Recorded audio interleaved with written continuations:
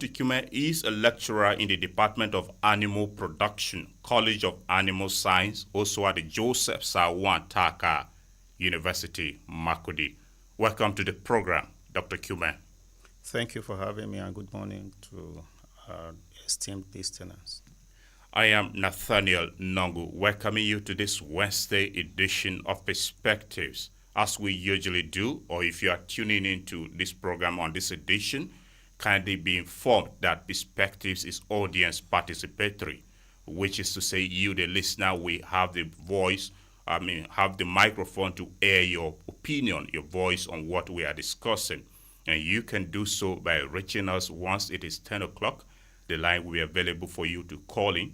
That line is 0814 335 9292. 0814 335 9292.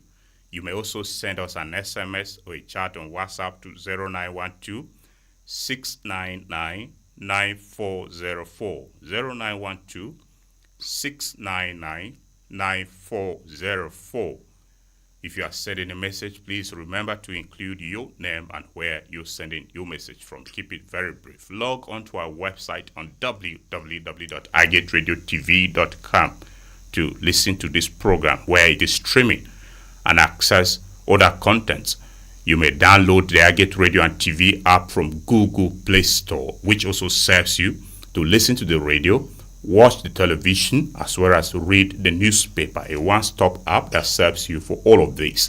Follow us on our social media pages, and we are available on Radio Garden, where we also stream our content. Join us on this platform. So we'll take a short break, and once we are back, our discussion begins here in the studio. Kindly stay tuned. Don't go away.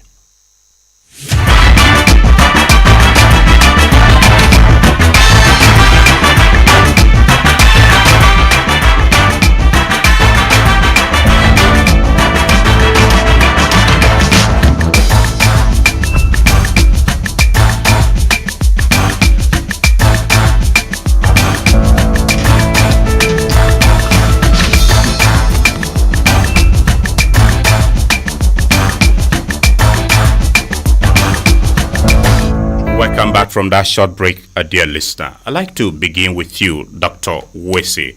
What is the significance of World Food Day? Thank you. The World Food Day is a day set aside by the United Nations to, one, celebrate the efforts that our peasant farmers have been doing in their little communities to be able to contribute to the global food security.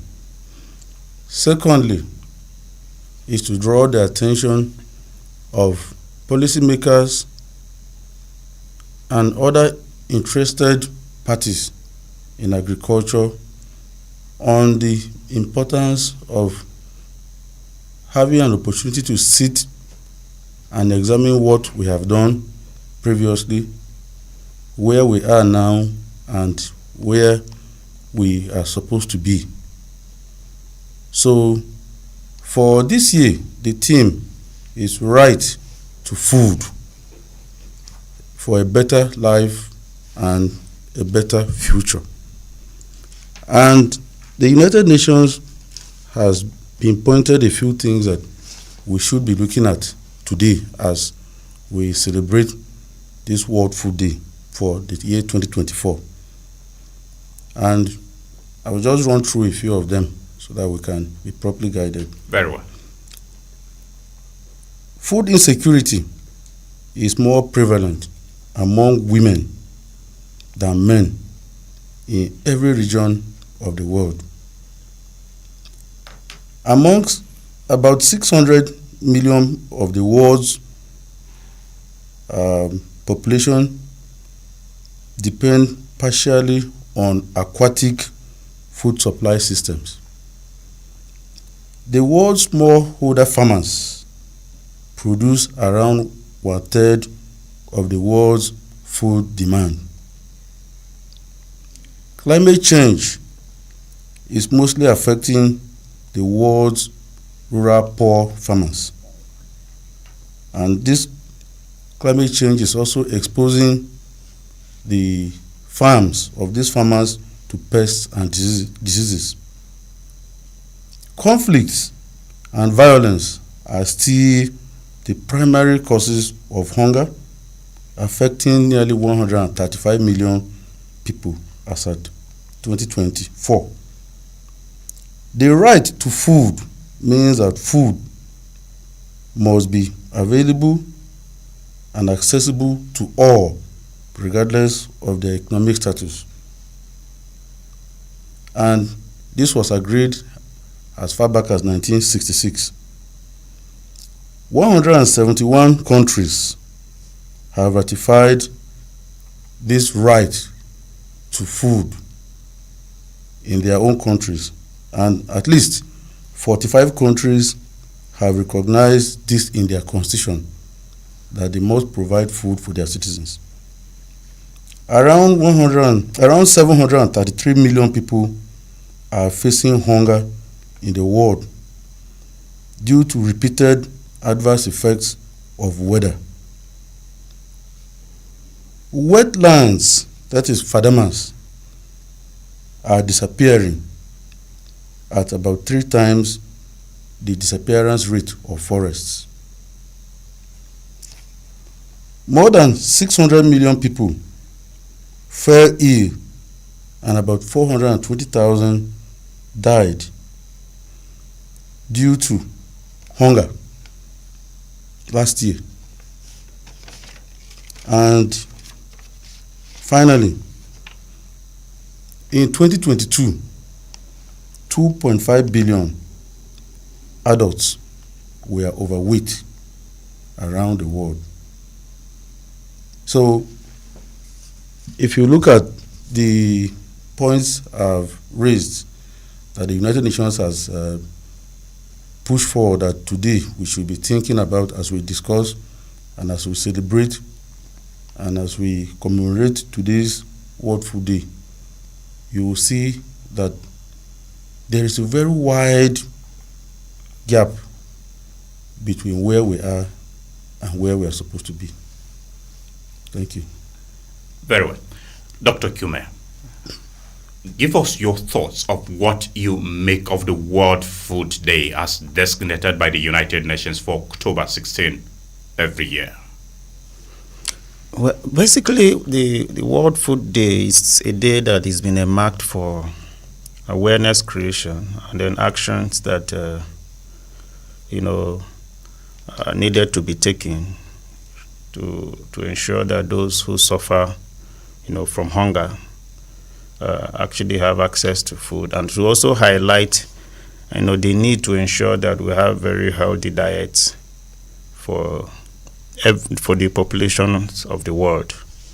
And so it is a day that is earmarked for awareness and for actions by different actors in the food production chain and also the consumers, to see the need for those actions that they need to take to ensure that there's food for all. Okay. Your colleague already pointed out the theme for World Food Day this year, which is right to foods for a better life and a better future. Do Nigerians have that right to food for a better life and better future in the context of this theme? Well, you know that food is a right, and just like my colleague pointed out, several countries of the world have already enshrined that in their constitution. Talked about 45 countries where the right to food is enshrined, in their constitution to ensure that their citizens have access to food. In Nigeria, like you also mentioned, we are still very far from where we ought to be, and you also, from the actions that were highlighted, you see that even in Nigeria, we are faced with several of those items highlighted that the World Nation has marked, that as we discuss, World Food Day should ponder over, talking about, the decline in Fadama areas, talking about, crisis, talking about climate change, which has affected smallholder farmers. And of course, in the Nigerian environment, most of our food, it's from the smallholder farmers. And if climate change has adversely affected the smallholder farmers, and then we can confidently say that, food supply is threatened, food security is threatened. And so in Nigeria, we won't say that this right to food has actually or has adequately been addressed, as a country. And we're still far from where we ought to be based on some of the challenges that food production and supply has faced. Okay. Dr. Wuese has gone by. Have we moved away from that state of food insecurity? No, we have not. Last month, the National Bureau of Statistics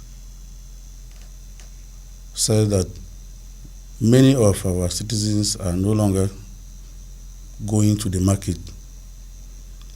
This means the prices of food items has gone way beyond the capacity of the citizens to be able to procure and consume. This means hunger is still on the increase. The declaration of state of emergency by the president was a very welcome development, but say something concretely, because the government has made the citizens of those various states have been able to even utilize the fertilizer is also an issue we still need to look at. And then beyond fertilizers, I have seen other inputs, agrochemicals generally, for clearing of the grasses to prepare the land for farming. I've seen chemicals for pest control, and I've also seen some machineries given to some states. So, but it's too early to make a strong point about the state of emergency that was declared, because we will still need this season to come to an end before we can assess what came in, what was used, and the real benefit to the farmers' pockets. I'm sure the National Bureau of Statistics and Central Bank are still following up with what is happening. All right, Dr. Ikyume, you are also aware of the state of emergency on food security. What is your assessment of the food security situation in Nigeria?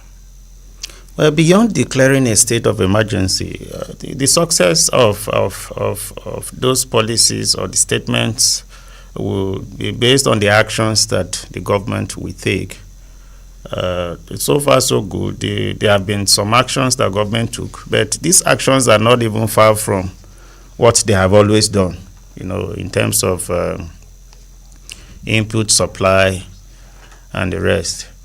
For some of us, we know that beyond input supply, there have been fundamental problems with around, crisis, security issues that have actually, disrupted the food supply chain. Like we said from the beginning, 1/3 of the food that we consume, world food, 1/3 is from smallholder farmers. And in Nigeria, it will interest you to know that greater portion of the food that we consume, comes from the smallholder farmers. And some of the inputs that even the government has supplied are still the strategies that were adopted are still the traditional strategies that we have known over the years, which have not actually, worked for us. And then we have security concerns where farmers cannot even access their farmlands. And then we have other concerns that we felt that fundamentally, and because the state of emergency was declared, the government needed, to actually address, to enable smallholder farmers access their farmlands. When you give them inputs and you give them fertilizers and some inputs and they cannot access their farmland, it becomes a problem. And so for some of us, beyond declaring a state of emergency, government needs to really stamp its feet in addressing change over the years. And then we should also, beyond, the traditional systems of farming, I know that development partners have been making efforts, to come up with, practices that will improve productivity and all of that. I think there is need for greater collaboration, between the government and some of these development partners, to evolve strategies that will improve productivity, to also evolve strategies that will bring about, products, high-yielding products, beyond the traditional seeds and all of these that we have been planting. There's need for us to see how improved, seedlings or probably seeds are made available for our farmers, so that we can show off the productivity of most of our products. And so I'm looking at addressing the security concerns to enable farmers, access their farms. And then I'm looking at, also evolving technology, because we talked about sometimes because of climate change, we have a lot of hazards on the farms, and we've evolved strategies, climate smart strategies of farming, but up to this moment, most of the communal farmers are still not, working with some of these climate smart strategies. And so there's every need, and this day also provides us an opportunity to create awareness, on some of these things that the farmers will need to do in order to shove up their productivity. So declaring a state of emergency is a welcome development, but fundamentally I think that security issues needs to be addressed. And then we also need to encourage, productivity, commercial productivity for some of the staple products that we consume most in this country. And of course, that the problem of land ownership has also been a challenge. So that for somebody who wants to really go into commercial production of, let's say, maize or rice, for instance, then you don't have access to land. And then, the laws around the land tenure system will not really encourage. And then for those who have the land, may not even have the wherewithal, to be able to effectively cultivate them. And so these are areas that I think that beyond declaring the state of emergency, government needs to really, address fundamentally for us to begin to improve on our food production chain. Okay, Dr. Wuese, you have been involved working with smallholder farmers. I know your engagement at the level of Sasakawa, Africa. What basic challenges do smallholder farmers encounter that leads to disruption in food supply chain in the country? Well, one of the basic things that our farmers at the rural level encounter is many of them are not so well informed. They are not so well informed on how to do what they want to do. I know that this last 2-3 years, there has been a lot of interest that has been generated in agriculture, because the economy has continued to bite, and people have become so innovative to see how they can be able to get food.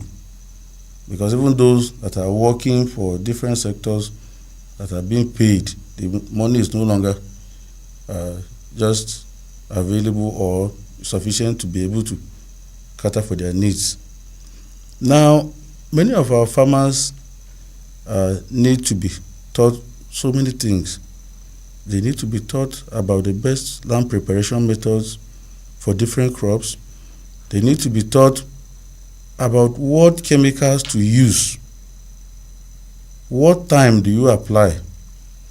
How long do you wait for the weeds or the grasses or the bushes to die before you can eventually go into start tilling. What tillage operation is required for which crop? And after that, the issue of the best variety of the particular crop to use. If you are going in for rice, for example, are you going for upland rice or you are going to swampy rice? And if you are going for swampy rice, what varieties should you be considering? And when you are through with that, the next issue is the issue of weed control. At the level of pre-emergence weed control, what chemicals are you going to use? And eventually, in the course of the life cycle of the crop, when weeds come back again, what methods are you going to use to be able to control the weeds? Eventually, at the point of harvest, how do you harvest? So these issues are many, and the farmers need to be given proper education. Fortunately, my experience on the field is that many of our farmers are beginning to see agriculture now as a business more than as a hobby as it used to be in those days. So they are eager and they are willing to learn new ways of doing things to increase their yield, and many of them consciously now are becoming fully aware that what they are doing at the level of the farm level has an effect on the national food supply. So it's good for us that we are there, and there is need to take advantage of this time to give them those information. I'm aware that Banada has been trying, but they have short supply of staff to be able to reach out to every community that needs their services. Many times when I move around the communities, sometimes just telling a farmer that if you apply fertilizer, if you open a hole, live like 20 centimeters away from the plant, apply fertilizer and cover. Sometimes I'll be shocked that farmers will be hearing that kind of information for the first time and they'll become so excited. Sometimes a farmer doesn't know that if you spray the grasses during land preparation, you should wait at least for 2 weeks for the grasses to die properly before you can start clearing the grasses, and then you start making heaps or ridges or whichever form of cultivation. So there are so many of these things that farmers need to know. So the government can do well to employ more staff for Banada and train on most of these things. And I know that the Federal Ministry of Agric has also been yearly, sometimes 2 or 3 times, they organize sensitization programs for extension agents. And for many of them that have been one of the resource persons, you will go for a whole state, you will see sometimes 30 extension agents. Okay, now for a state like Benue, if you bring 30 extension agents, it means it's 1 extension agent per local government. So how is one person going to function in a local government that has sometimes 14 council wards, 15? So it's not possible. So most times these extension agents even get this training, but the ability to be able to move around and try to teach the farmers is a very big issue. Then sometimes issues of logistics. I've met extension agents that are interested in going to the farm. They don't even have transport to move from the ADP office to whichever location the farmers need their services. And then the other side too is that our farmers are also gradually becoming interested in cooperatives. We have been calling for farmers to form cooperatives so that they can access different things. And you know that donor agencies and other interested parties to agriculture will hardly go and interact with a farmer one-on-one like that, except the Nigerian Agricultural Bank that can do that kind of business. So many of the people who are on the field are interested in working with groups. So if you move around the state now, you will see many people have become aware of the benefits of being in groups. It is one of the things that Sasakawa also promoted because of our Basic 2 project. And so, as at now, the consciousness from the level of the farmers is there to be taught. So let us make the people that will teach. Listening to Perspectives on Agate Radio 95.5 Star FM Makurdi, we are discussing World Food Day, which is being observed today as declared by the United Nations for October 16 every year. And I have here in the studio Dr. Samuel Wuese. He is a senior lecturer, Department of Soil Science, College of Agronomy at the Joseph Sarwuan Tarka University, Makurdi. And Dr. Timothy Ikyume is of the Department of Animal Production, College of Animal Science, also at the same university. The line through which you can participate on the program later at 10 o'clock is 0814-335-9292. 0814-335-9292. In the meantime, we have the line for SMS and WhatsApp chat, which is already activated. You may utilize our platform to contribute or ask questions on the program, reaching us on that line 0912-699-9404. 0912-699-9404. Log on to our website on www.agateradiotv.com to access our content and also listen to us where the program is streaming. Follow our social media pages. You may download the Agate Radio and TV app from Google Play Store, and you can also listen to us via Radio Garden. We're available on all these platforms to serve you. Dr. Ikyume, away from crop production as an aspect of food, animal production is also part of farming, and it's part of food supply chain in the country. To what extent are Nigerians embracing the aspect of livestock food to contribute to the supply chain in food in the aspect of livestock? I think if you want to talk about food security, you can't even talk about food security without the animal protein. As wonderful and as good as plant proteins are, animal proteins actually addresses some of the limiting factors that you have in plant proteins. And so animal protein is key, to food security. And of course, in Nigeria, over the years, it has been a challenge, in terms of protein supply for Nigerians. It has always been inadequate. And of course, most of the actions that we need to take was to ensure improved productivity and supply of animal protein. Unfortunately, the challenges that we have in the country right now, has also threatened that animal protein supply. I'll give you an instance. Before now, we could look out for an egg, to be able to meet our protein supply, and it was affordable.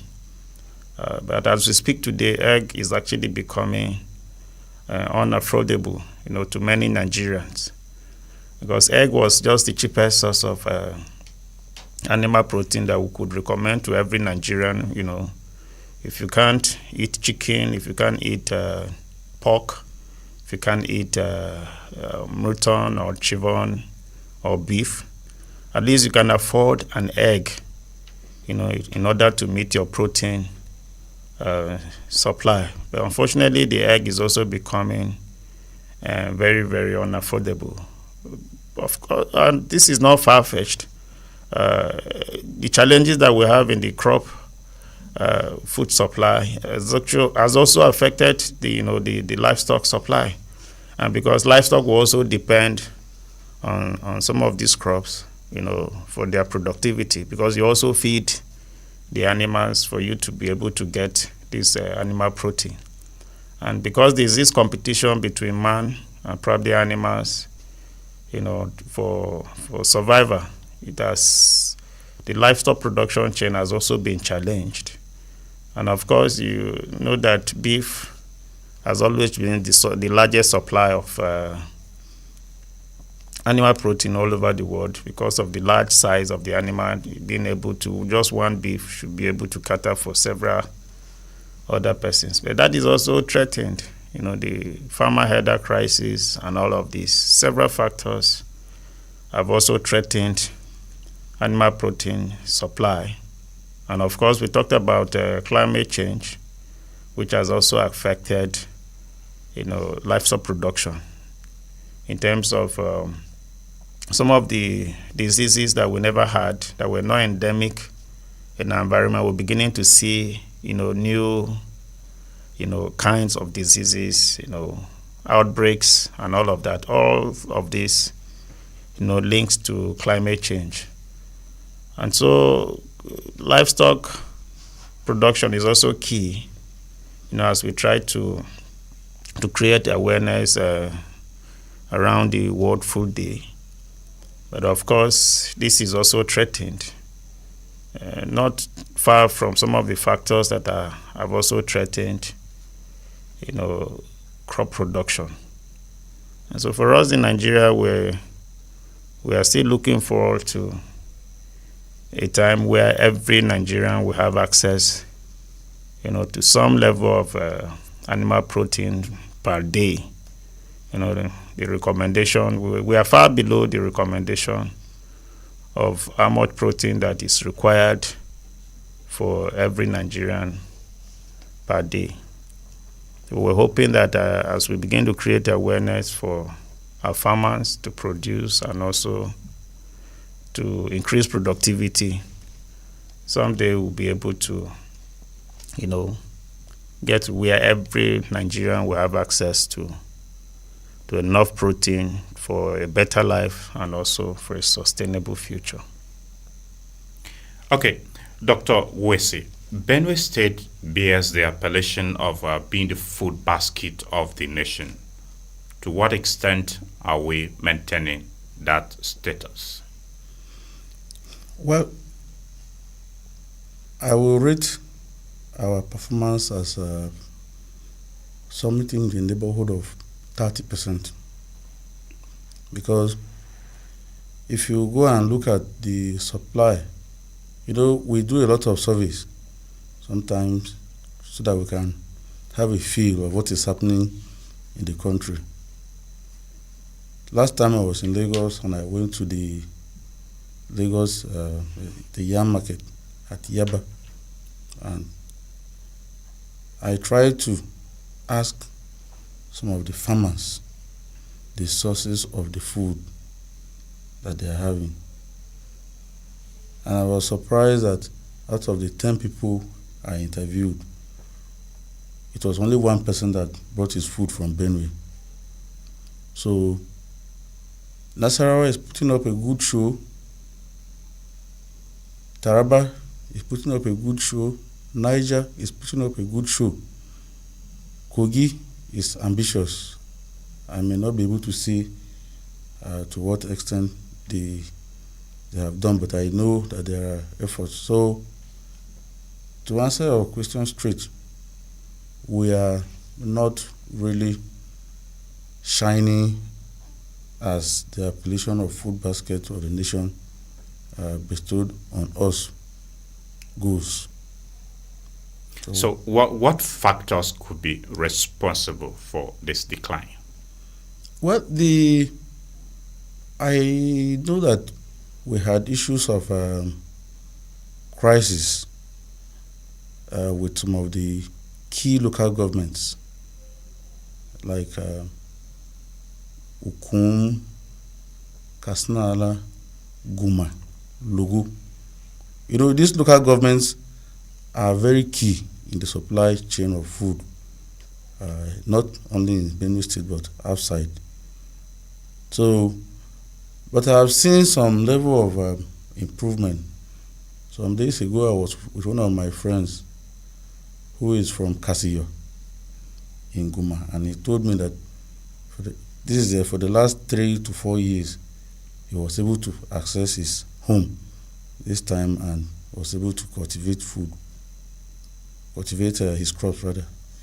And you know, the place of a local government like Guma, where many of the yams that we usually have from Benue come from, that place has been more or less isolated for some time.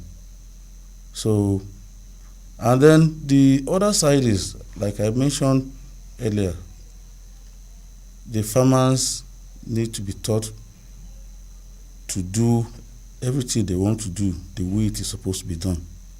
That is very key, because if you are interested in farming, if you buy inputs and you go there and pollute the soil, or you go there and just have a mess of yourself, it's another issue.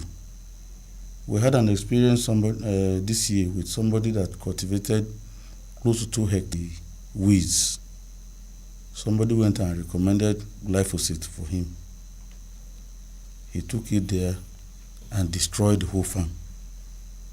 When they came to me and I went there, I told them there's nothing we can do now, because glyphosate is a systemic herbicide that kills from the leaves down to the roots. So as we are talking now, they are trying to convert that farm into cassava. So you can see what ignorance alone can cause to the farmers, and that will eventually affect the supply. The other side is that we have continued to have the presence of low quality inputs. This is something we have been talking about for some years now, and for some of us that are usually involved in testing the quality of some of these materials in the lab, you go and get fertilizer sometimes, and by the time you test, the fertilizer is supplying 30% or 20% of what it's supposed to be supplying. You go and get herbicides that you spray and you don't see the effect. You go and get insecticides that you want to spray, either in your melon or in your cowpea, and you go and spray and you don't see any effect. So there is also the issue of the availability of good quality planting materials. Farmers, some of them just go to the market and buy what they call seeds. They buy grains and go and plant. Grains that they do not have an idea of the history.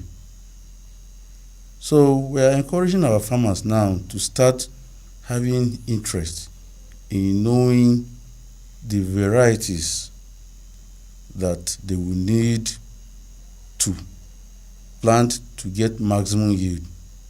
They need to get seeds, because you know, a seed is like a parent that eventually when you plant gives you the offspring. So if you have a parent that is deformed, a parent that has some traits, some characters that are not good, you know that the offsprings will also likely have carry some of those traits. So these issues are issues that farmers need to, and they need to plan.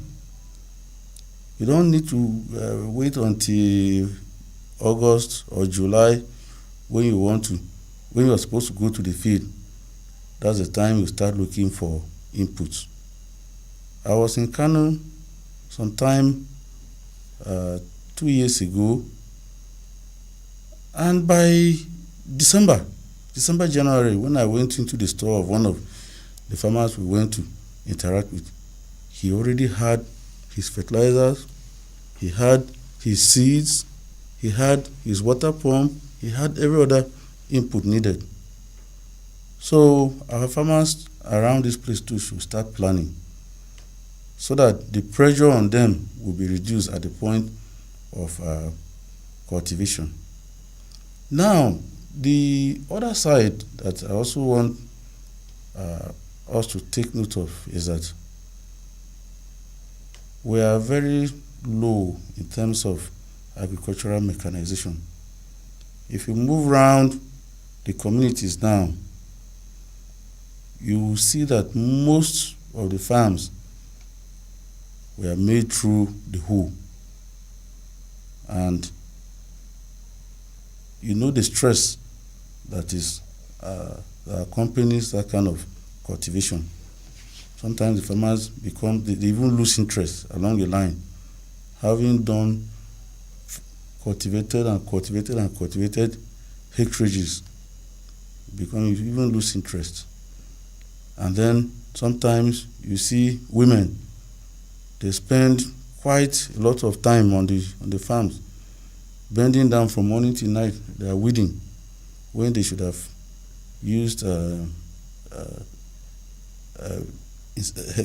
herbicides, for example, to clear some of those weeds. So our people need to be encouraged to seek to move away from the kind of agriculture that is very stressful and that takes in a lot of money from our pockets. You see the load. You can only imagine what a tractor will do one day. You may take 10 farmers to even take the whole of the month, and sometimes they may not be able to do it. So the other point that I want to emphasize is also that in the course of highlighting some of the points that we are looking out for today, emphasis was made on the use of our fadama lands, our wetlands. You see, it was emphasized at that point that wetlands are moving away at a speed 3 times that of forest.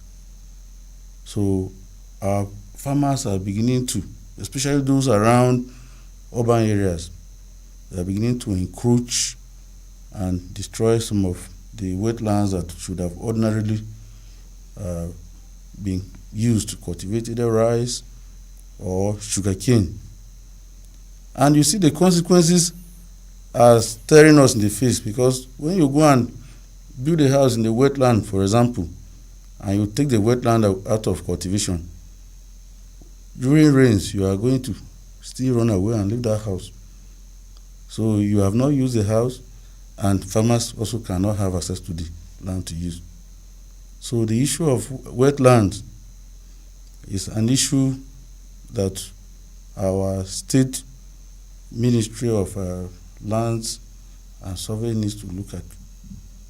People need to be conscientized on the benefits of having those wetlands, and then how best they can use them. The other side is that we have a very big river that passes through our state that is grossly being underutilized by farmers.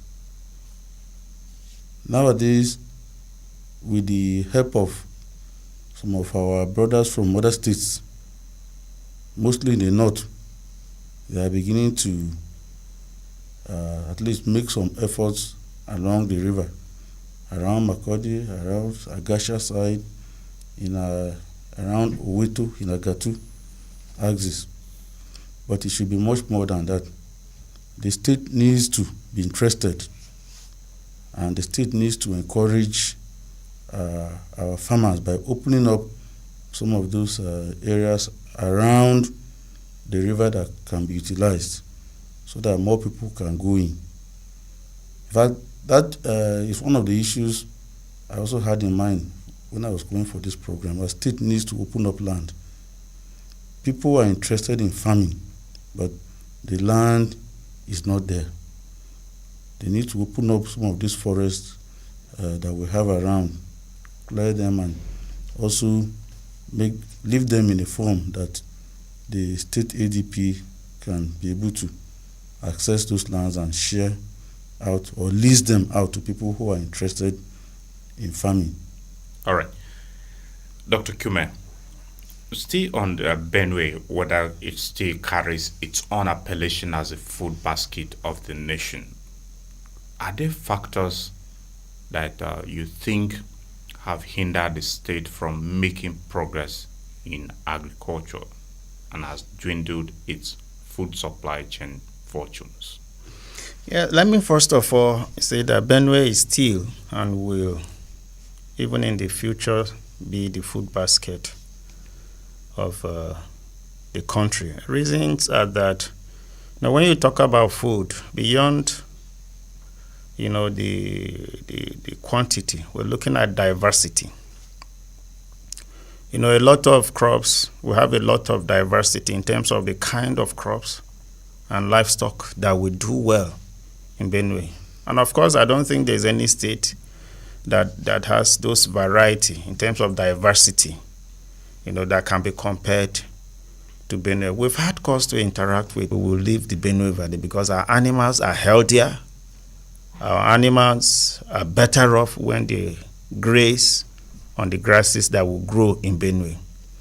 Whereas Benue will give you diverse crops, from rice to groundnut to name them. Soya beans and all of that. Sesame you don't have a single state that will give you, even vegetables. Some of the vegetables or some of the fruits that hitherto we thought that we could not, grow in Benue, you will find out that anything you plant on the Benue soil does well. And so in terms of diversity, Benue still remains the food basket. But just like Dr. Wuese said, in terms of, contributing to this supply, in terms of quantity, it has actually been a challenge. But for diversity, Benue still holds that appellation of food basket. And so I'll still give it to them. But like you asked, what are those things that have actually, derailed us from making a lot of progress over time? My colleague has talked about, this idea of peasant farming. The Benue man, let me just narrow it to a tip man who were the major farmers in Benue, had actually believed in the traditional way of farming over the years, even though farming has gone beyond that. So many of them are still involved in traditional farming. Like he mentioned, they waste a lot of hours, doing some of those things that, mechanization should have addressed, and much faster and all of that, saving a lot of energy and all of that, and also increasing, the area that you could cultivate. But because we are still involved in traditional farming systems, it has actually hindered us from, making a lot of progress in terms of our supply, in terms of quantity. And like we have also talked about from the beginning, the crisis in those major food producing areas, like Dr. Wuese mentioned. He mentioned some local governments which are the major food producing LGAs in Benue. We've had a lot of crises over the years, and there have been disruptions. But thank God that we've seen tremendous improvement, even in areas like Ukum, Kasnala, and the rest. There have been these talks of, people trying to come together to see how some of the crises are being resolved. And I think that with the resolution of this crisis, Benue can get back to, like he mentioned about the yam market in Lagos. Before now, Benue yam was all over the place. But with yam, as we know, was from those axes where we have a lot of crisis. And so obviously that has actually, prevented, massive production of some of these products. But with a resolution of this crisis that we have, we're sure that Benue can get back. And then the need for us to encourage mechanization. Thanks to Bureau for Agricultural Development and Mechanization, I expect that Bureau, to actually, work very hard in addressing these traditional farming systems and also encouraging mechanization. If you go to places like Taraba, you'd easily find a tractor around. You don't even need to travel far to get the tractor to do. The tractors are all over the place, whether from the private, whether from the government, but the tractors are there. And so it makes production easier and much more faster. And so the challenges that we have had in Benue are not far-fetched from, one, our traditional farming system, and then the crisis that we have had over the years. But I'm sure that, with the resolution of the crisis and with mechanization and then capacity building, like Dr. Wuese has talked about ignorance on the part of our rural farmers, with capacity building, with mechanization, and then with addressing some of the crises that we've had, I'm sure that Benue can get back to that pride of place where they were and where it was known as the food basket. But for diversity, I still give it to them. Okay, maybe before we engage with the listener shortly, when you talk about this crisis, you are aware that there are thousands of Benue people who are in farming communities are confined in the internally displaced persons camps.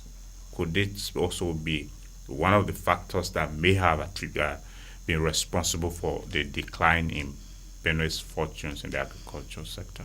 Dr. Ikyume? Yes, obviously. We talked about farmers not being able to access their farms, and even most of the displaced persons have left their communal homes. They are in the IDP camp, and they cannot also access their homes. And so nothing is being done. They are in the camps. They cannot access their homes. They cannot cultivate. And so obviously, with the increasing number of persons that are displaced and, people not being able to access their communal homes to engage in food production, obviously may have also contributed to some of the dwindling fortunes that we have in food production. All right, it's about time now for us to engage with the listener, and you can call in on 0814-335-9292, 0814-335-9292. Once you connect with us, we would like to know your full name and where you are calling from. Then you go ahead and make your submission. Remember, our discussion is centered on World Food Day.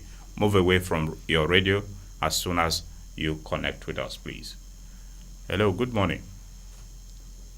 Good morning. Good morning to you. Welcome to Perspectives. Hello. Okay, maybe you just want to make a trial. Hello, good morning. Good morning. All right, 0814-335-9292. 0814-335-9292. That's the line to call to be a part of the program. Our discussion is on World Food Day, and your submission should be in line with what we are discussing. You can send us an SMS to 0912-699-9404. Hello, good morning. Hello. Good morning. Good morning. Thank you for joining us on Perspectives. Yeah. Nathaniel, my name is Jonathan Ikyume. Thank you Thank you, sir, for joining us. Where are you reaching us from, sir? From North Bank, Makurdi. Okay, thank you for calling in. Yes. It appears the federal government declared emergency on food production, but not much has been done apart from releasing some inputs. Take, for example, here in Benue State, the regime on late Apelaku had cleared several hectares of land, over 1,000. Now, if they can allocate some money to even the state government to make those, to go back to those cleared lands as demonstration farms owned by government, where the local people around there can also go and learn how to do this, apply chemicals and fertilizers and the work that the extension farmers do. It will go a long way. I hear them talk about having 5,000 hectares planted, but they are just talking about it. The actual action is not being done. And also they are talking about dry season farming. I hope they will not just talk about it, but re-input water pumping machines and all the other inputs for dry season farming will be made available at affordable cost to the people who are around water bodies to engage in this dry season farming. So, and lastly, I think there has to be some more concrete action done about training, extension personnel, farm extension personnel by our institutions, the Yande Polytechnic and the University of Agriculture. They should do a proper allocation for training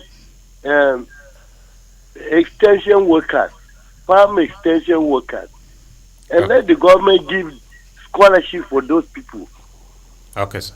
It is necessary now. Thank you, sir, for your submission. The security people, they are doing it very well. I think they are gradually getting there. Okay. So that the people can go back to their farm. Thank you very much. Thank you for your submission. Thank you for calling in. We appreciate you. 0814-335-9292. Ways of improving agricultural fortunes so as to enhance food security is what we lost connection with that caller already. 0814-335-9292. That's the line to call on the program. Send us an SMS to 0912-699-9404. Good morning. Okay. We are wondering if you are calling to just make it try and drop the line, or it's really network that is obstructing. 0814-335-9292. The SMS line is 0912-699-9404. Log on to our website on www.agetradiotv.com to be a part of what we are discussing. Follow our social media pages, Facebook, and other platforms where the program is streaming. Good morning. Hello. Good morning and welcome to Perspectives. Hello. Hello, you are on. Speak to us. Okay. 0814-335-9292. That's the line to call on the program. Hello, good morning. Good morning. Welcome to Perspectives. Thank you. Good morning to you. And the network the network at your end seems to be breaking, so maybe you want to change. Maybe it's not my my fault. It's not what. Are you hearing me better now? Very well. Speak to us. Okay. Please, what I want to say. My name is Live Well. What I want to say is your name is who? Live Well. Live Well. Okay, Live Well who? Yeah, that is my name. What I want to say is, normally, we didn't have food problem nowadays. Live Well, I'm sorry, we may have to network like you said, so try to establish connection with us again. 0814-335-9292. And let me appeal that on this program we accept real names and full names, not just one name, if you may. If you are calling in, be sure to disclose your identity. Good morning. Yes, good morning. Sorry. Thank you for joining us. Yes, this is the voice of Bartholomew Tefa Ador from Bachaham Council Ward of Kwe West Local Government. All right, good to have you. Yes, the topic you brought on board is very important. I must recommend you and the guest in the studio. Regarding World Food Day we are celebrating today, there are a lot of factors the government, state, local, and we individuals need to put in order to boost our food. First, the guest in the studio spoke about federal government supplying and fertilizer to smallholders farmers. Fine, supplying of this fertilizer is one thing, and ensuring that this farm input get to the right smallholders farmers is another thing. The last supply that was made, I am sorry to say this, I've worked with so many farmers organizations. I am still working with them. None of the legitimate farmers got this fertilizer we are talking about. We pray God should as well touch the federal government, state, local, and we ourselves to ensure that mortality should be taken in order to make sure that this input provided by both agencies get to the farmers. Another issue again we should consider is women having equal right to ownership of land. If women are given equal right to ownership of land, this will as well help boost our food. Most cultures don't allow women to have access to land, ownership access to land. Please, we are appealing that the government should look into that. Above all, smallholders farmers should be trained on GAP, good agronomic practices. This will in turn help boost our food. Thank you once again. Thank you, Bartlemy. Thank you for calling in. All right, 0814-335-9292. That's the line to try to call back. 0814-335-9292. Good morning and welcome to Perspectives. Hello. Hello. From there, I send a hand from Children to my local government of Benue State. Thank you, Hi Senator Henry, for joining us. Thank you. Food is ever life. Food is life. Without food, no life. There are obstacles that actually hindering our production of food as is expected. You have enumerated others. I will start with a puzzling question that has been puzzling me, as I had as if it's a kind of a false information. I understand that they say some herbicide, it can even destroy the soil, rather diminish the soil. So there's need to actually trace that point. Apart from that, I should see about herbicide. There are some bushes, so some weeds that will never be destroyed. Any form of chemicals we use, they will not be actually killed. So the people who are concerned of making herbicide should actually step up and take all these weeds and herbicides that are within some areas that we really farm rice and every crop, so that actually they will actually curtail that perishable weeds. Okay. Again, I'm suggesting that there's need to go about educating with farmers about all this the way and manner we manage our farm, so that maybe the food which have boost food production will be boostful. Okay. So this is my own text. Thank you for your take, for calling in. 0814-335-9292. The SMS line is 0912-699-9404. Good morning.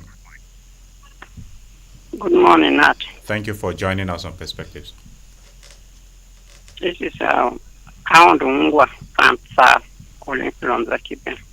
Okay, Farm Staff, thank you. How is Zakibiam this morning? It has been peaceful. All right, go ahead and speak to us.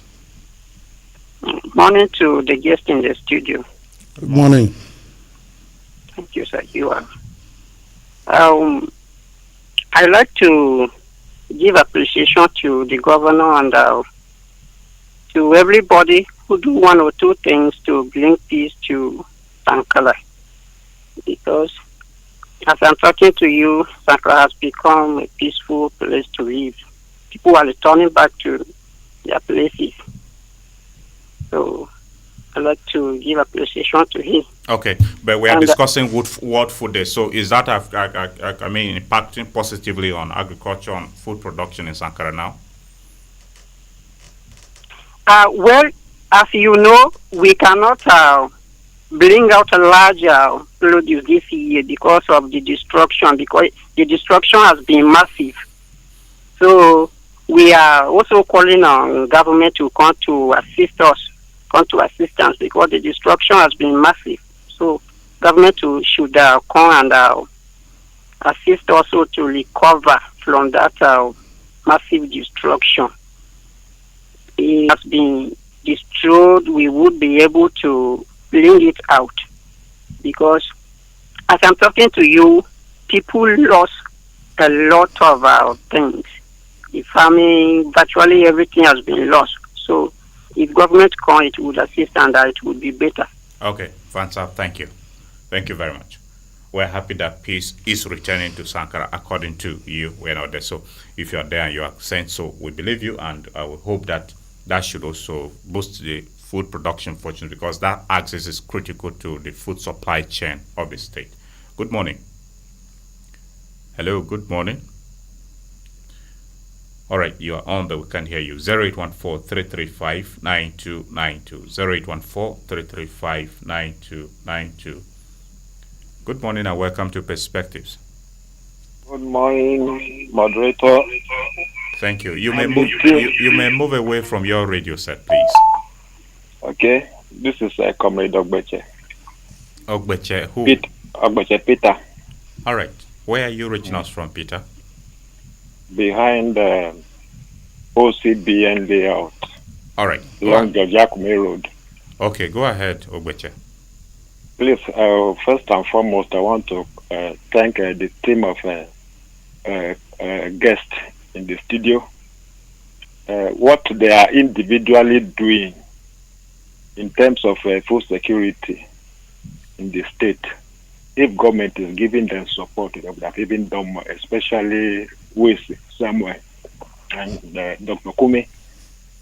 But I think what is important now, we are in a technology world. We need technology for our agriculture.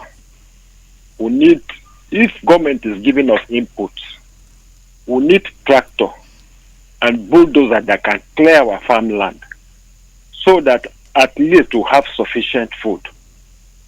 Secondly, let me emphasize on in Benue State and in Nigeria as a whole, do we practice food security? If we are practicing food security, what have they done about herdsmen farmers crisis?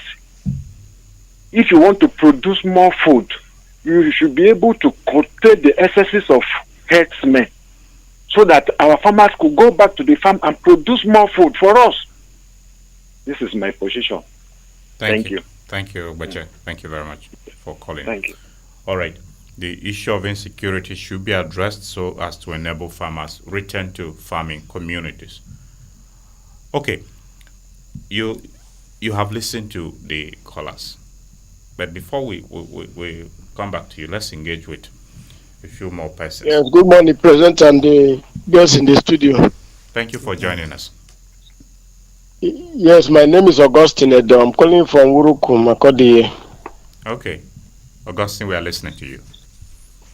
Yes, the issue of food insecurity in Nigeria and the Benue State at the case study, the issue is not far-fetched.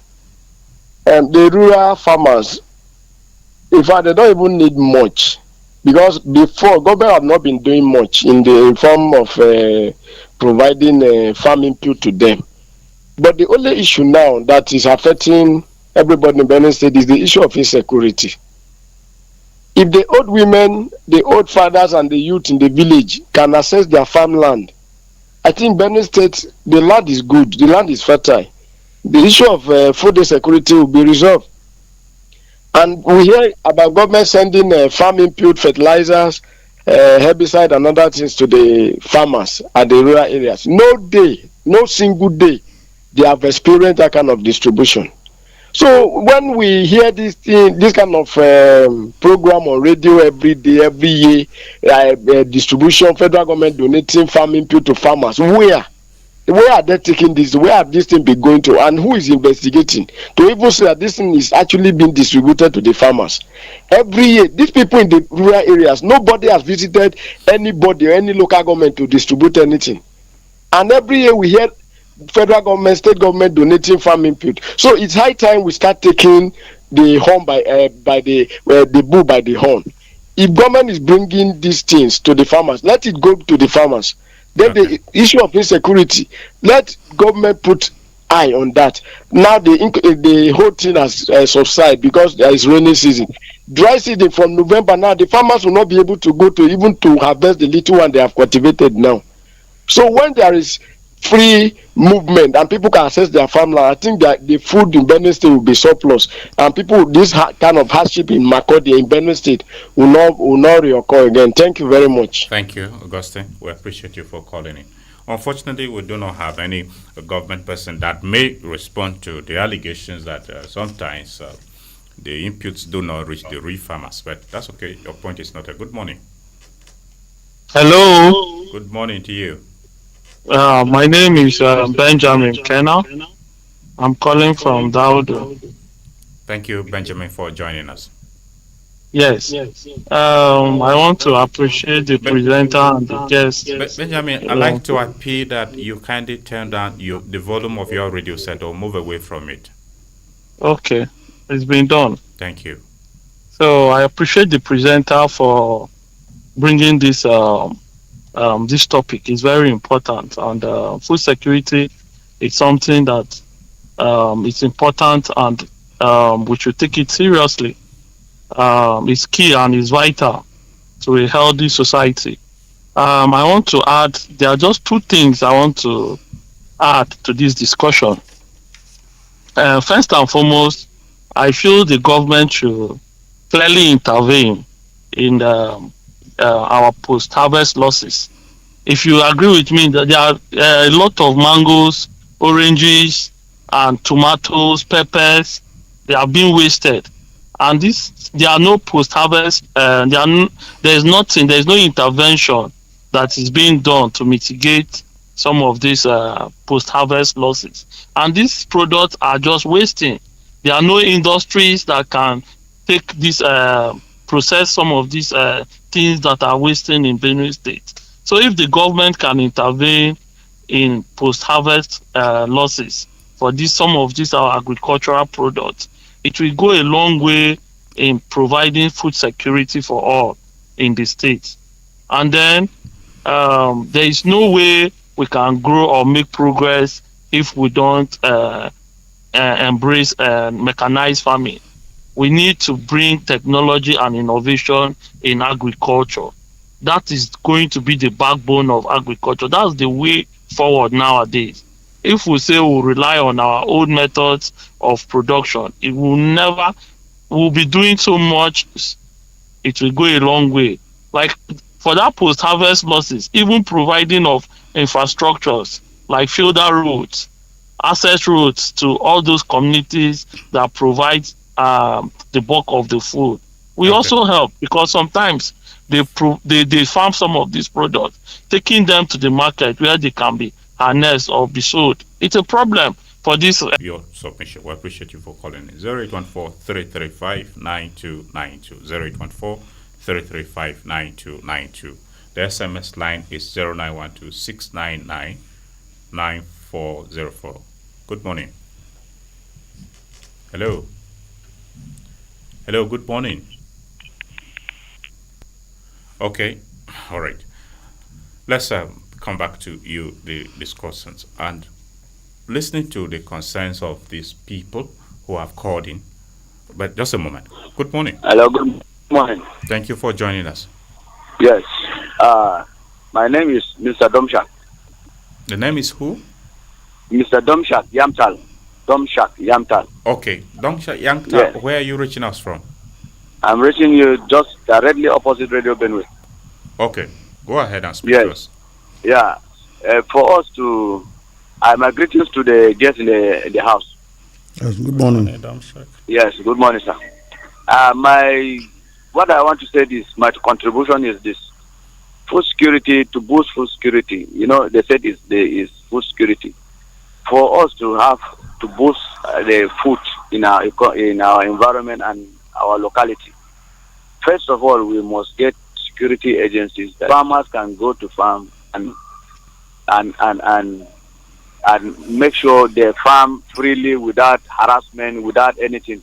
Because if there is no security for the farmers to farm, I don't think we will not get anything there is nothing like food that will come out from there. So if there is security to protect our villages, I think we will have more better food that will come out from there. Thank you. Thank you. Thank you very much for your submission. Issue of security, very prominent from the submissions made. So if we address the security of our communities, food security will be guaranteed. Is this the position, Dr. Wuese? Yes, the security is life. And if you are not safe, there's no way you can think of going to the farm. You can see what we have experienced in Benue, you can see what we have experienced in Nasarawa, where people have abandoned their farms for safety. So, food security has a direct effect on the availability of food. All right. Now, Dr. Ikyume, earlier this year, the president talking about livestock, which is also product of farming. Crop production is involved. And you listen to the callers, one of them made mention of the issue of herdsmen or herders' attack on farming communities, leading to displacement of people. The federal government muted the idea of creating a livestock development ministry. To what extent would that address the gaps in livestock production, as well as the impact on security of farming communities, leading to food insecurity? I know that we've had discussions around the livestock ministry before now, and for some of us, it was a welcome development, even though we also felt that, already the livestock department was an integral part of the agricultural ministry. But making it a livestock ministry was just an attempt to give attention, to livestock development in Nigeria. And of course, the federal government also had a committee that was meant to work out modalities and then policies, for the takeoff of that ministry. And for some of us, we were actually expectant. And then when the report of that committee was submitted, and then we understand that they had a 10-year moratorium where animals will still be allowed to graze openly and the likes. For us, the expectations were that if we're talking about food security in terms of livestock production, we're talking about the global practices that will ensure high productivity, and open grazing is not one of them. And just like we talked about traditional farming systems, when we're talking about rural farmers, some persons think that, and even when you let them high yield, we have also established that open grazing was the foundation for all of these farmers' header crisis. And because it was not also the global best practice, we felt that, developing ranches and creating awareness on the need for us to be able to adopt practices that will improve on the yield and the quality of the animal products, and also ensure food security. We were taken aback when that committee was still talking about open grazing, running alongside. These issues would have been handled headlong, and government would have found a way of seeing how they can support people who will be interested in, developing ranches. It is possible that people who don't even have animals at all can develop a ranch, and then they lease to people who have animals to be able to graze on that ranch. You create a lot of businesses along that value chain. So the operations of that ministry are still very sketchy, and there's still a lot that we're expecting from the ministry. But for now, we just heard about the report, and we've not heard about anything after that report. And so we're still very far from, assessing what impact the creation of that ministry will do in ensuring, Briefly before we go forward, but just a moment, please. Good morning.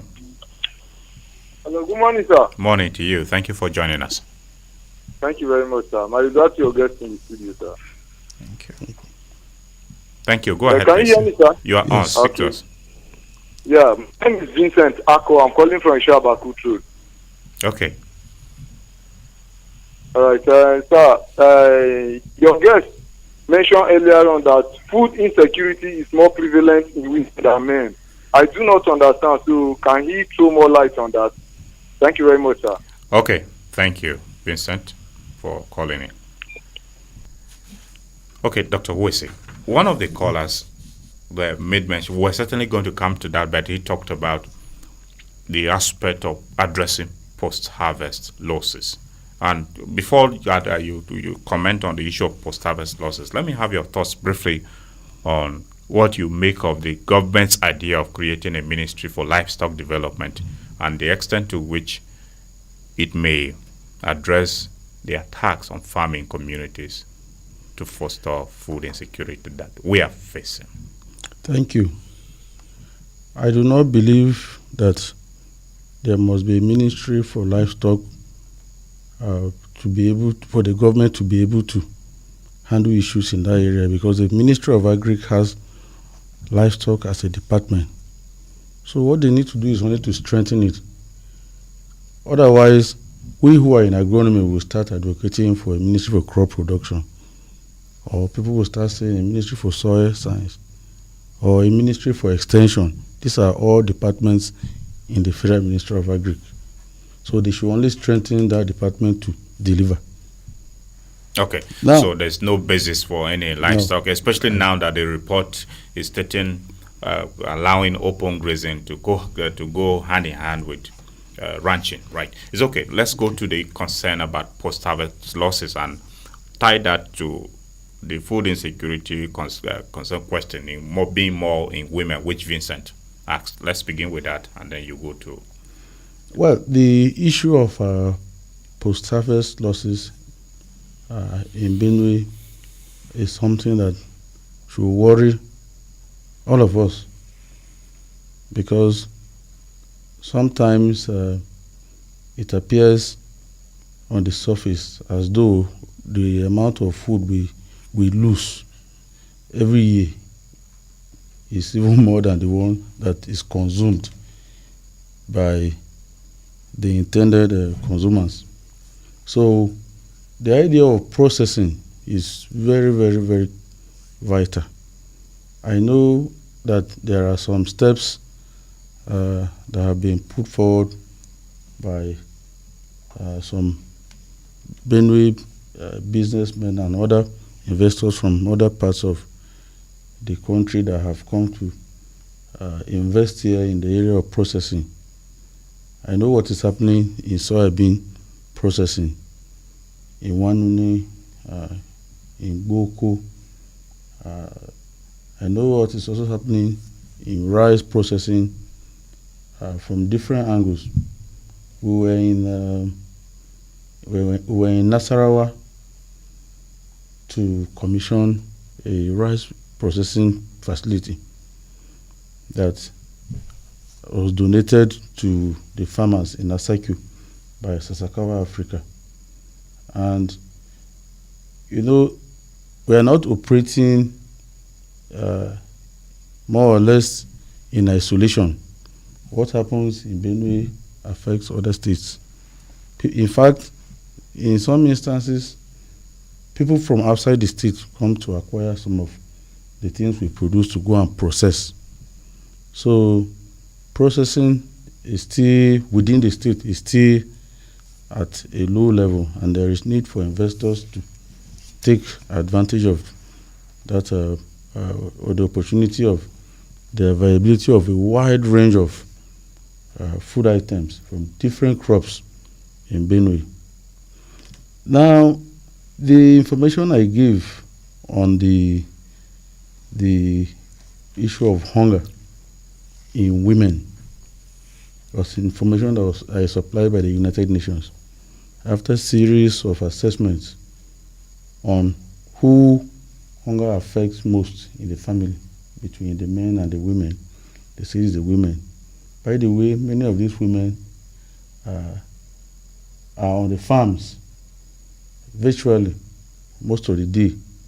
Sometimes the men close at a certain point and come back early, and they leave the women to be there working and working and working without much food, so to speak. So even from that perspective, women are usually mostly affected. Now, even from the angle of the crisis situation we have been having, if you go around these IDP camps that were earlier mentioned, who are the people staying in the camps? It's still women who stay there, and they wait onto their husbands, or sometimes onto whoever is able to have a good spirit to donate. So if you look at it from all angles, women are the most affected. The men move around, and they have access to more opportunities of having good food, quantity and quality wise. That's what I can say about that. But there are some concerns I have that I want to also raise. Okay. The Lower Benue is one of the agencies that the government has put in place. The Lower Benue is one of the agencies that the government has put in place to manage our surface waters around. For us in Benue, I am yet to concretely see what Lower Benue is doing, either as an entity or in collaboration with the state government in order to achieve their goals. They need to be prompted, they need to be spoken to, so that we can start seeing concretely. If you move around all the vast land that have been allocated to them, all this, if you go behind the Tarka area down to the other side, you hardly see anything on ground that you attribute to Lower Benue. And if you go and look at the budget of this year, for example, look at the amount of money that has been voted for them. We need to start seeing something concrete. Some of these agencies that are in our state, we may need to start holding them by their necks so that they can prove to us that truly they deserve to be there. Otherwise, if they are not going to do anything meaningful, they should be scrapped so that such monies can be sent to other more productive areas. It's okay. Now, okay. Land your points, please. Yes. There is also the need for the Ministry of Agriculture, through the state ADP, that's the Banada or Bureau for Mechanization, yes, to carry out, to review their census of farmers that cultivate different crops, so that it will be easy for interventions that come in to reach the target beneficiaries. Farmers need to be encouraged to register in the different crop commodity associations Because when interventions come, either from the government or individuals, we can't just go to a market and just tell people to line up. It is people who have been registered, who are known, that we usually benefit. Then there is also the issue of diversification of our food. The different types of crops deserve good attention. For example, there are some of our indigenous foods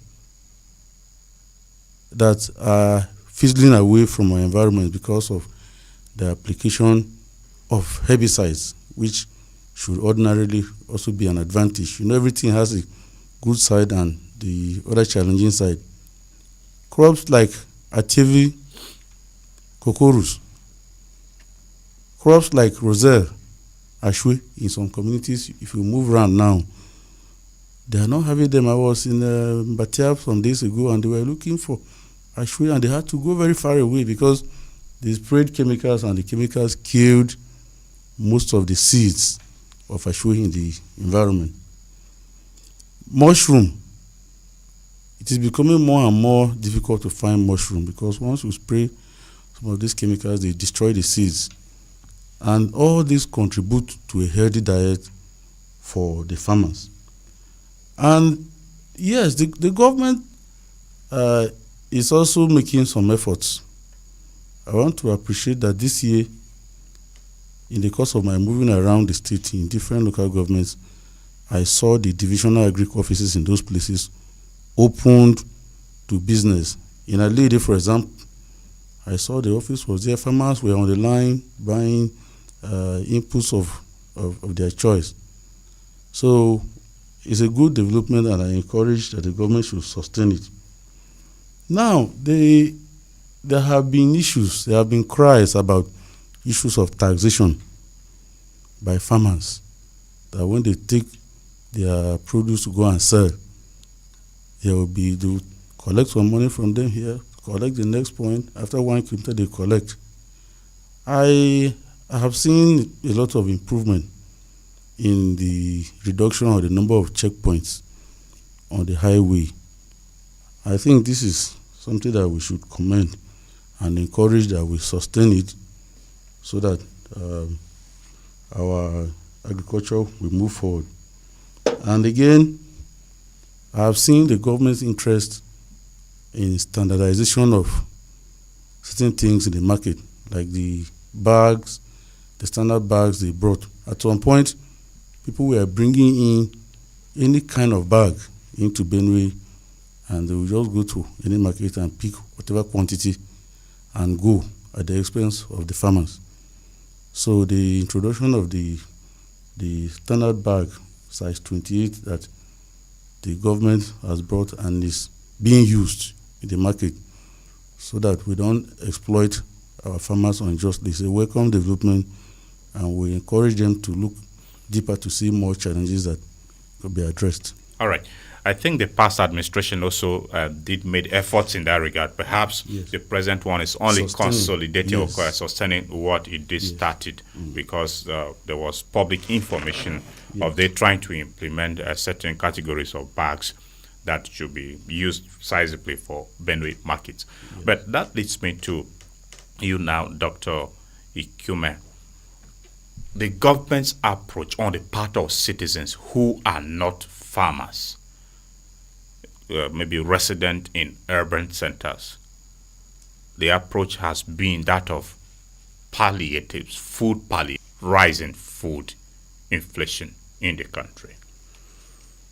Yes, sustainability is also key to food security. I've looked at sustainability, I've looked at safety of the food, and then I've also looked at diversity as key elements, to food security.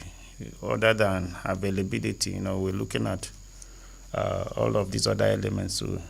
And that is why for sustainability, somebody talked about post-harvest losses. Where you're having post-harvest losses, you are likely not to have sustained, supply, of food. But this palliative palliatives are meant to be just interim measures, and they cannot stand the test of time. Palliatives should be strategies addressing very sharp, disruptions.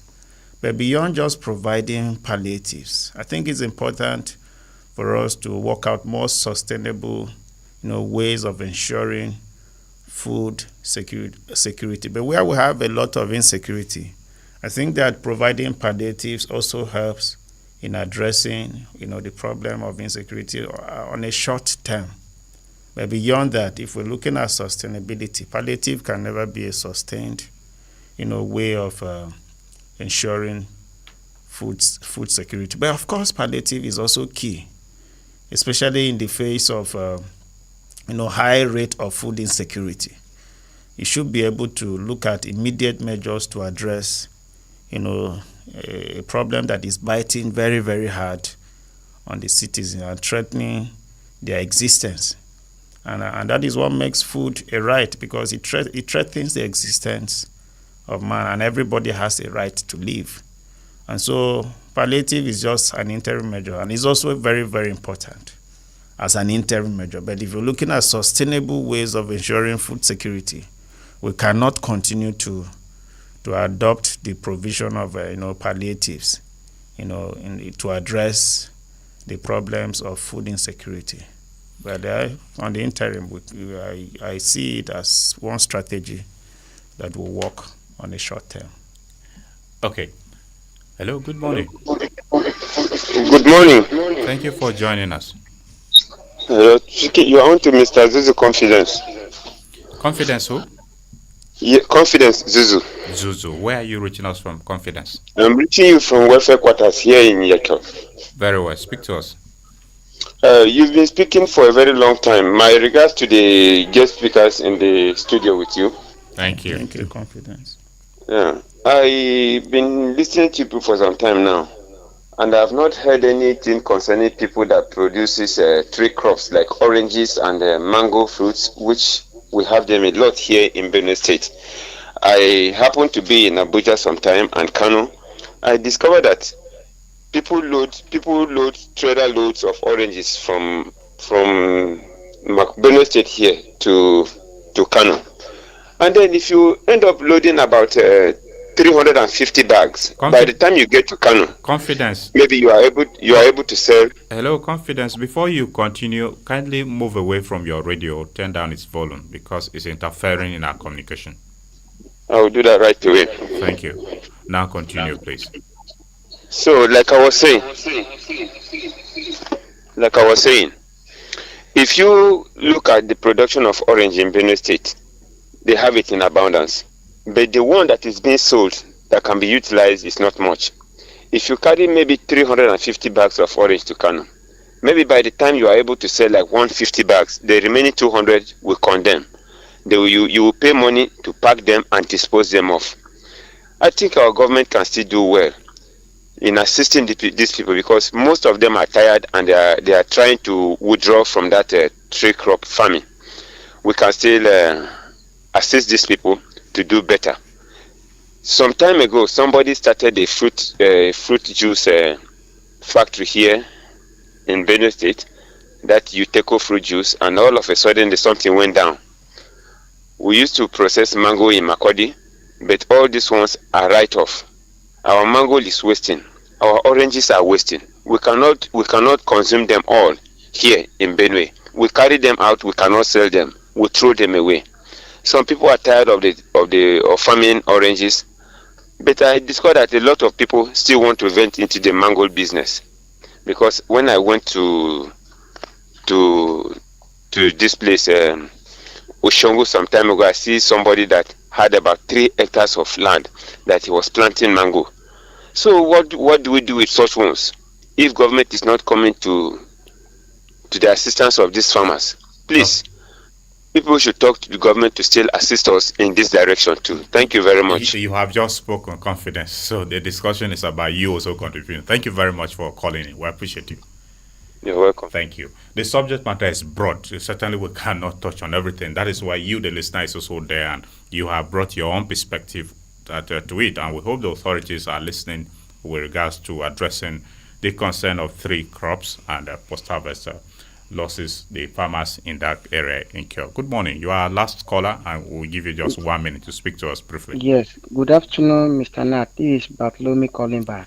I'm sorry, Bartholomew, if you are a second time caller, we will disconnect with you because we really did not have the time again. Thank you. All right.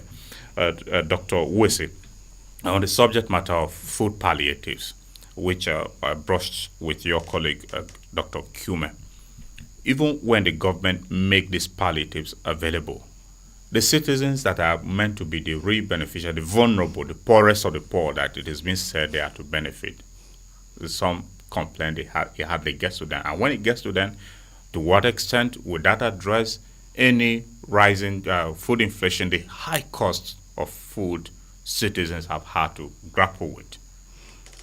Well, I want to say that I do not believe in palliatives. What the government should do is to provide incentives to farmers that are producing so that production can increase and supply will be also boosted. In that way, we can have a reduction in price, because when you have excess supply, certainly it will affect the pricing, and then it will be better for farmers. Otherwise, I have seen where the so-called palliatives have been sent to different parts of the country, broken into government stores to pick the palliatives themselves to go and eat. Now, the other side is, who are the people that these palliatives are even meant for in the first instance? If they send 100 bags of maize, for example, to Benue, how do you get to who really deserves it? Many of our people, I don't want to use the word refuse, but they are not registered anywhere, either in the agri sector or in the commercial sector or nowhere. So it means they can't benefit ordinarily. You understand what I'm saying? If you bring anything to Uruku market to share, on what basis? Are you going to give to tomato farmers? Or are you going to give to yam farmers? Or are you going to... So I do not believe so much about palliatives, but the government should rather channel that money into making inputs cheaper for farmers to go into production. And subsidies about food that the government talked about recently, waiving importation and tax waivers on importation of food. Will that address rising costs of food in the country and food insecurity? That should be your concluding words on the way forward to addressing acute shortage of food in Nigeria.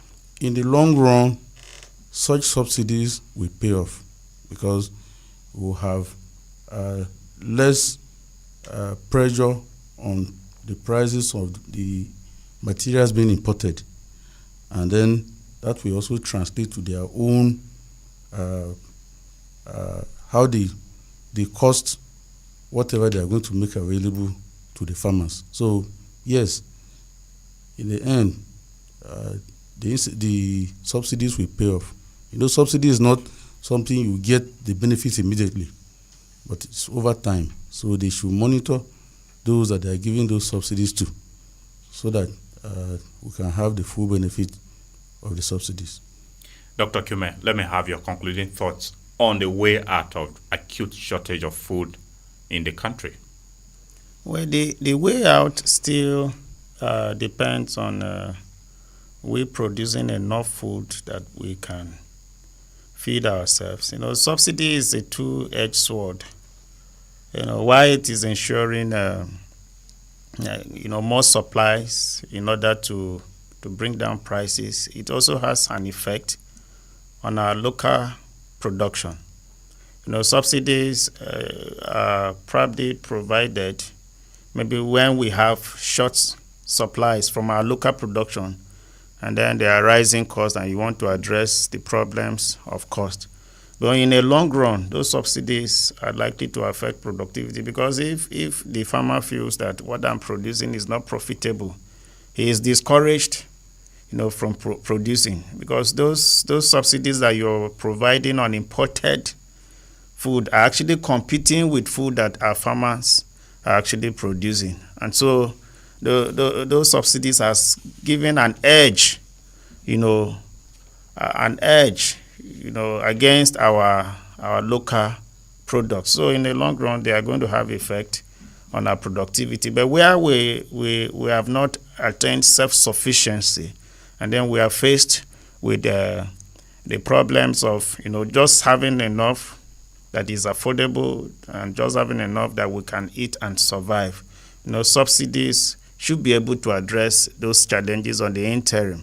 But I think that what we need to focus on is in improving our productivity so that we can be self-sufficient in terms of food production, so that we can also export. Because by the time we have produced enough that we can eat, and then we'll begin to think of the excess. Where are we taking the excess to?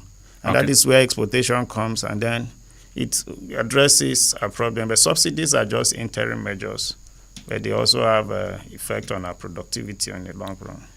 And this is where we end today's edition of Perspectives, which we discussed World Food Day. Dr. Samuel Wuese is a senior lecturer, Department of Soil Science, College of Agronomy, Joseph Sarwuan, Tarka University, Makurdi, and his co-panelist on the program, Dr. Timothy Ikyume of the Department of Animal Production, College of Animal Science, also at the same Joseph Sarwuan, Tarka University, Makurdi. Gentlemen, I must thank you very much for coming on Perspectives and the valuable insights you have shared with us.